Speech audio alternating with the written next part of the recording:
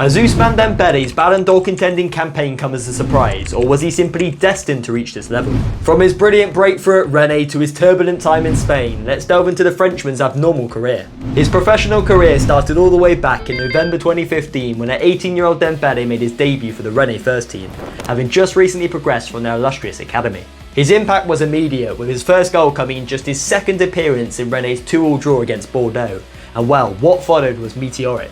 Dembele went on to finish his debut season with a credible 12 goals and 5 assists in just 26 league appearances, earning him the Ligue 1 Young Player of the Year award. This led to a summer move to Borussia Dortmund for a fee of around £13 million. Dembele made it clear that Dortmund was his preferred destination, stating that I had a lot of offers, but I made it clear right from the start that I was only interested in joining Dortmund. And it was safe to say that his performances on the pitch only reinstated that message. Dembele's first and only season in Germany saw him notch up a staggering 10 goals and 20 assists in 49 appearances, forming a formidable partnership up top alongside Pierre-Emerick Aubameyang. And the reason that it turned out to be the Frenchman's only season in Germany was due to the fact that Barcelona came calling. His raw talent, versatility and ability to cleanly strike the ball with either foot resulted in Barcelona shelling out an eye-watering £135.5 million on the teenager. This made him the most expensive transfer of all time, behind only the recently departed Neymar, who Dembele was brought in to replace. But his move to Barcelona left a sour taste in many mouths,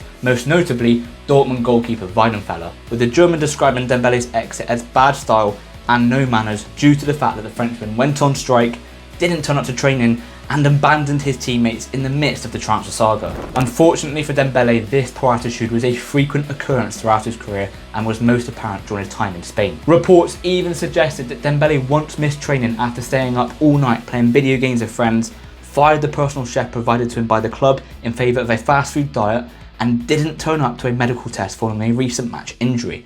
And when contacted by the club to find out the reason for his absence, Dembele did not respond. These setbacks, alongside a surprising amount of injury concerns, resulted in a less than fruitful stint in the Camp Nou. The Frenchman featured in 96 and 97% of Dortmund and Rennes matches, making what happened next rather unusual. The first setback occurred just 1 week after Dembele's debut on September 16, 2017.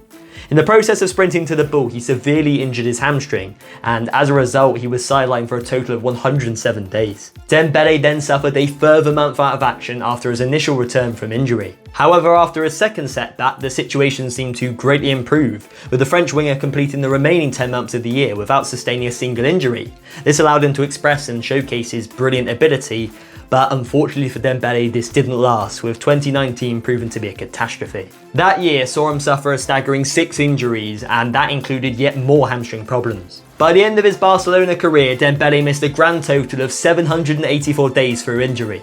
It just simply isn't good enough for a player who cost that amount of money. That's over 2 years out of action in his 6-year stint in Catalonia. He only featured in 61% of the club's matches during this time frame, a stark drop-off from his availability at Dortmund and Rennes. However, these injury issues did not stop PSG from forking out £43.5 million for Dembele's services in the summer of 2023, even though he had only 1 year remaining on his contract. Although the move was pushed through by the French winger, with the then 26-year-old having rejected a number of contract offers from Barcelona. His start to life in Paris was far from perfect, however, with the Frenchman failing to score in his first 12 Ligue 1 matches, alongside not registering a single goal contribution in the club's 6 Champions League group matches. Although journalists did state that his dribbling, pass completion and all-round game was actually rather impressive, it was just once he received the ball in the box that was where he started to struggle. Though what didn't aid Dembele's numbers were the poor performances from the likes of Kolo Muani and Goncalo Ramos, and even though Mbappe was ticking over, he still wasn't quite at his best, due to Enrique's different demands from former PSG manager Galtier. He went on to finish his first season in the French capital with only 6 goals and 12 assists in 42 appearances. Not a great return for £43.5 million. He didn't light up the Euros that summer either, with him failing to register a single goal contribution throughout the entire tournament, despite starting every match. There wasn't much hope going into the following campaign, and with the departure of Mbappe, many questioned the attacking quality of this side. And they were right.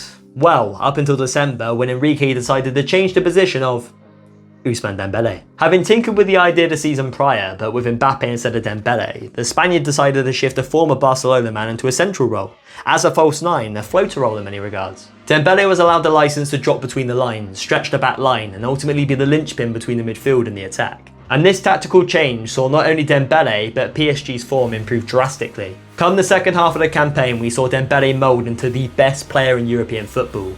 From January the 5th to February the 1st, Dembele bagged 11 goals in just 6 matches, including back-to-back hat-tricks. And by mid-February, he had already scored more goals than he did during the entirety of 2024. And this stellar form persisted until the end of the campaign as we saw PSG secure an iconic treble. And who was the catalyst amongst all this? Ousmane Dembele. He finished the season with a remarkable 33 goals and 13 assists in all competitions, and contributed to a goal or an assist in every single Champions League knockout match, bar the first leg against Liverpool. The versatility displayed by Dembele wasn't necessarily a huge surprise, with him being able to perform on either flank since his days at Rennes, but I think what did surprise many was the fact that Enrique unlocked this new Dembele and the best version of Dembele in the false 9 role. Although I think it's fair to suggest that many people believe that Dembele could reach this level, and in our opinion he is fully deserving of this year's Ballon d'Or.